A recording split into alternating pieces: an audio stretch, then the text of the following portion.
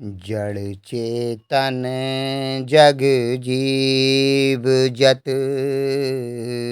सकल राम माया जानी।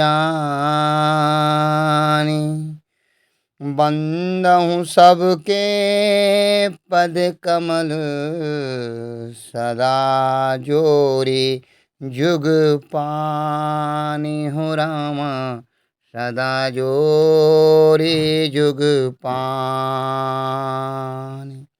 भावार्थ, जगत में जितने जड़ और चेतन जीव हैं सबको राममय जानकर मैं उन सबके चरण कमलों की सदा दोनों हाथ जोड़कर वंदना करता हूँ। नमस्कार मित्रों, जय हिंद, जय भारत और जय उत्तराखंड। मैं गौतम सिंह बेस्ट उत्तराखंड यूट्यूब इलांची चैनल से आपसे मुखातिब हूँ।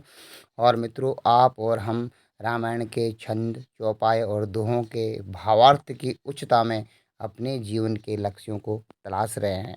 और आपका आभारी हूँ कि आपने इस श्रृंखला को बहुत बहुत सम्मान दिया है और अपने सनातन होने का यह फ़र्ज़ निभाया है कि आपने मेरे साथ में सदस्यता ग्रहण करके समय समय पर इस रामायण के चौपायों को सुन करके और लाभान्वित हो करके और उसके अर्थ को समझकर अपनी जीवन की गहराइयों में उतारने की कोशिश की है। इसके लिए मैं आपको नमन, वंदन और चरण स्पर्श करता हूँ। मित्रों, यहाँ पर तुलसी बाबा पूरे जगत, सारे जगत को राममय जानकर, जो कि एक प्रकार की भक्ति भी होती है। जैसे प्रभु कहते हैं कि मुझको सब परमात्मा में जानो और सबको मुझ में ओतप्रोत समझो।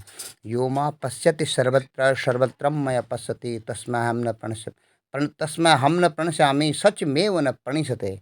जो मुझ में ही सबको और सबको मुझ में देखता है, उस भक्त के लिए मैं कभी न तो छुपता हूँ और न वह कभी मेरे लिए अदृश्य होता है।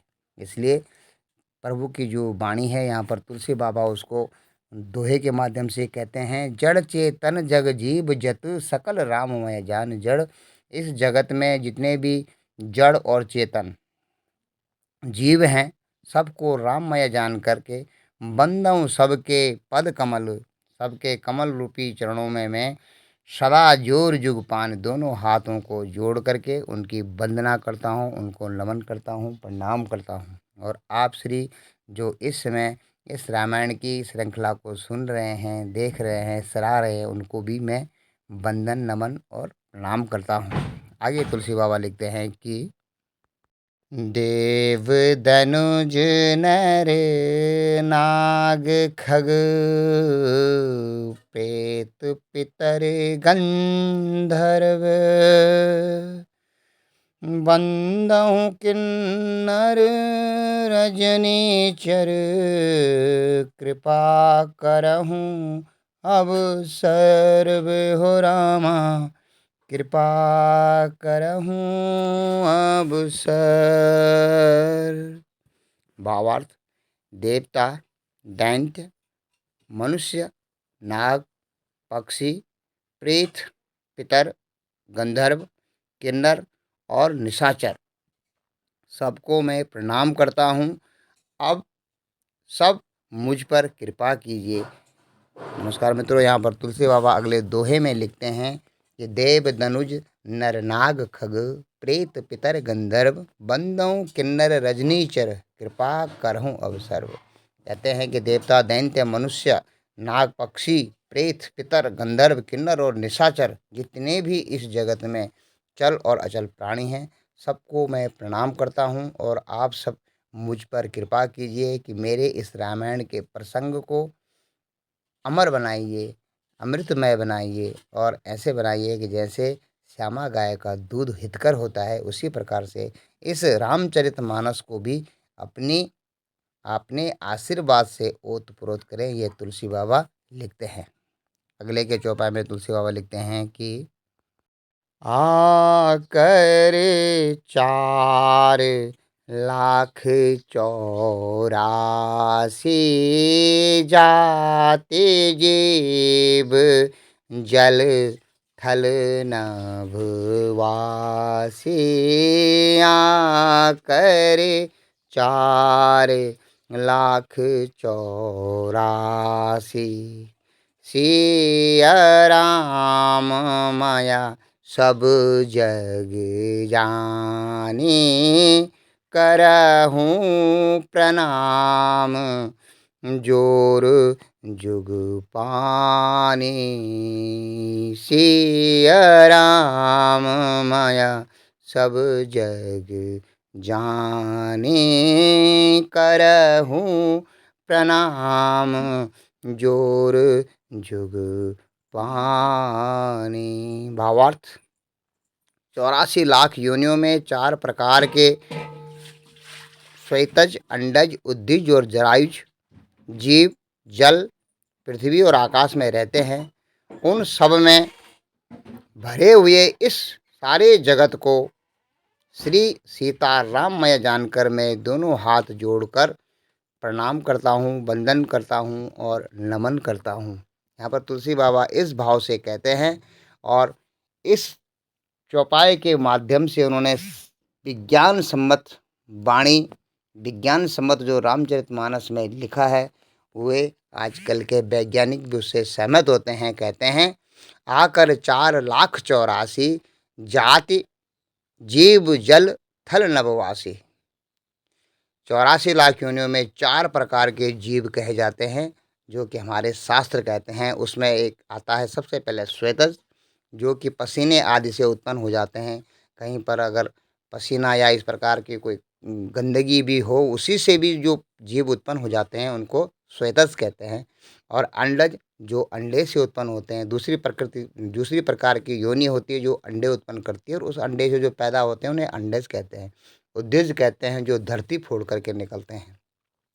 कुछ ऐसे भी जीव हैं जैसे लता वनस्पति धरती फोड़ करके ऊपर निकलती है। और जरायुज होता है जो माँ के गर्भ से उत्पन्न होता है बच्चे के रूप में, जिसको माँ स्तनपान करा करके बड़ा करती है, उसे जरायुज कहते हैं। इस प्रकार तुलसीदास जी शास्त्र सम्मत वाणी से कहते हैं, रामचरितमानस में लिखते हैं कि श्वेतज, अंडज, उद्भिज, जरायुज 84 लाख योनियों में 4 प्रकार के जीव होते हैं। और वो 4 प्रकार के जीव यहाँ पर उन्होंने वर्णन कर दिए। कहते हैं, आ करे 4,84,000 जाति जीव जल थल नभवासी। सिया राम माया सब जग जानी, करहूँ प्रणाम जोरी जुग पानी। 84 लाख होने में जो 4 प्रकार के जीव बताए गए हैं तुलसीदास जी द्वारा, वे सभी जीव जल, पृथ्वी और आकाश में रहते हैं। उन सबसे भरे हुए इस सारे जगत को सीताराममय जानकर मैं दोनों हाथ जोड़कर प्रणाम करता हूँ। कि यहाँ पर आप देखिए कितनी रोचकता और बारीकी से एक लाइन के अंदर, चौपाई की एक लाइन में तुलसी बाबा ने पूरे विश्व के सभी जीवों का वर्णन कर दिया। जिन जीवों को वर्णन करने के लिए आजकल के युग में वैज्ञानिकों को बहुत बड़े बड़े संग्रह करने पड़ते हैं, और 84 लाख योनियों के जीव, उनको गणित करते करते, उनकी श्रेणी बनाते बनाते कई वैज्ञानिकों का जीवन काल समाप्त हो जाता है। और तभी भी वे बड़े बड़े ग्रंथ लिख कर भी नहीं समझा पाते हैं कि 4 लाख योनियों में भटकने वाले जीवों का वर्गीकरण क्या है, जिसको तुलसी बाबा ने एक छोटी सी लाइन की मदद से लिख दिया था। इसलिए मैं आप सबको ध्यान इस तरफ ले जाना चाहता हूँ कि जो सनातन धर्म है, सनातन धर्म में शास्त्र सम्मत जो वाणी है, उससे इस त्रैताप, दैहिक, दैविक और भौतिक ताप में जलने वाले जो ग्रस्त जीव हैं, ये उस ग्रंथ रूपी, शास्त्र रूपी वाणी को सुनकर शांति को प्राप्त होते हैं। ऐसे होता है कि जैसे ग्रीष्म के ताप से कोई आदमी बहुत जल रहा हो, तप रहा हो, और उसे गंगा जी की शीतल लहरों में स्नान करने का मौका मिल जाए, तो जैसे ही गंगा के शीतल जल में वह डुबकी लगाता है, उसके सारे गर्मी से उसके जो ताप होते हैं वो सारे ताप शांत हो जाते हैं। तो इसीलिए मित्रों, इस रामायण के जो यह ज्ञान गंगा है, जो रामायण की यह जो धारा है, सुरसरी है, गंगा की तरफ प्रभावित हो रही है। जैसे गंगा का यश हमारे भारतवर्ष में चारों तरफ है, इस रामचरितमानस रूपी गंगा में भी जो पुरुष या स्त्री या जो भी इसको इसकी गंगा जल की ज्ञान गंगा में डुबकी लगाता है, वह इस गृहस्थ आश्रम में तरने वाले त्रैताप से और 3 प्रकार के ज्वर बताए गए हैं जो सुत बित नारी भवन परिवारा होई जाई जग बारह ही बारह। सुत बित नारी और भवन और परिवार तो बार-बार बन जाते हैं। सुत बित और नारी ये 3 प्रकार की जो तिजारी होती है, 3 प्रकार का जो ज्वर होता है इंसान में, सुत बित लोक ईर्ष्णा 3 ही कहते हैं। सुत बित पुत्र, मेरा पुत्र ऐसा हो, ऐसा हो, ऐसा हो, ऐसे बड़े मनोरथ होते हैं। और वित्त, मेरे पास इतना पैसा हो, अगले को दिखाने के लिए, अभिमान, बस झूठा अभिमान दिखाने के लिए वित्त। और लोक तृष्णा कहते हैं, लोक में मेरा मान बढ़ाई, जो मेरा सम्मान है वो कभी कम न हो। इन्हीं तीरों को पूरा करते करते जीव, आप और हम अपना आयु समाप्त कर देते हैं। और भगवान के शास्त्र सम्मत वाणी हमारे कान में कभी जाती नहीं है। जो आप देख रहे हैं कि तुलसी बाबा यहाँ पर एक परमाणु मात्र, परमाणु से भी छोटे से छोटे जीव जो हवा में तैर रहे हैं, उनको भी सिया राममय जान करके दोनों हाथ जोड़कर प्रणाम करते हैं और कहते हैं कि रामचरितमानस को सफल बनाने में आप लोग मुझे अपना आशीर्वाद दीजिए। तो जिसकी बुद्धि इतनी पकी हुई हो, जो कि पर हर कण में भगवान श्री प्रभु श्री रामचंद्र जी का दर्शन करता हो, वह स्वयं ही एक प्रकार से ईश्वरमय बन जाता है। और मित्रों, आप सब जान रहे हैं कि हम और आप यहाँ पर रामायण के छोटे छोटे चौपाए छंद और दोहों के भावार्थ में अपने जीवन की उच्चता को तलाश रहे हैं। आप सबको यह रामायण प्रसंग अच्छा लगा और आपने इसे सराहा, आपने अपनी उपस्थिति दर्ज की। और अगर आपको अच्छा लगे तो उत्तराखंड यूट्यूब भिलांसी चैनल को सब्सक्राइब कीजिएगा, लाइक कीजिएगा और कमेंट्स भी आप उसमें कर सकते हैं, ताकि मुझे भी मार्गदर्शन मिलता रहे। और सच्ची बात तो यह है कि इसका वर्णन करते करते आप जैसे ज्ञानी पुरुषों के साथ साथ मैं भी बहुत कुछ सीखने का प्रयत्न कर रहा हूँ। और पहले ये रामायण, यह महाभारत के चरित्र मैं अपनी माता श्री को सुनाया करता था, लेकिन अब माता श्री काफ़ी वृद्ध हो गई हैं और एक ऐसी अवस्था में जा चुकी हैं कि जहाँ पर वे इस चीज़ को नहीं सुन पाती हैं। तो इसलिए आप सबके साथ में इसको शेयर करता हूँ। आशा है आप लोगों को यह रामायण का जो ये छोटे-छोटे भावार्थ हैं, जो इनके बीच में छुपी हुई परमात्मा की गुप्त शक्तियाँ हैं, उनको जानने का आपको मौका मिलेगा। और हो सकता है कि आपके ज्ञान के सामने मेरा यह प्रयास बहुत छोटा है, तो आप कमेंट्स के माध्यम से मेरा मार्गदर्शन भी करते रहें, ताकि आप सब ज्ञानियों की जो ये कहें कि ज्ञानियों का जो सार है, जो ये ब्रह्म तत्व का सार है, मुझे भी मिलता रहे।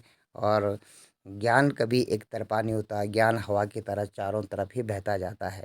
और आप बुद्धिजन, विद्वान जन जो कि इस सीरीज़ को देख रहे हैं, सुन रहे हैं, आप सबको मैं एक बार फिर नमन, वंदन और प्रणाम करता हूँ। जय हिंद, जय भारत और जय उत्तराखंड। प्रभु श्री राम हमेशा आपके ऊपर अपनी कृपा दृष्टि बनाए रखें। जय श्री राम।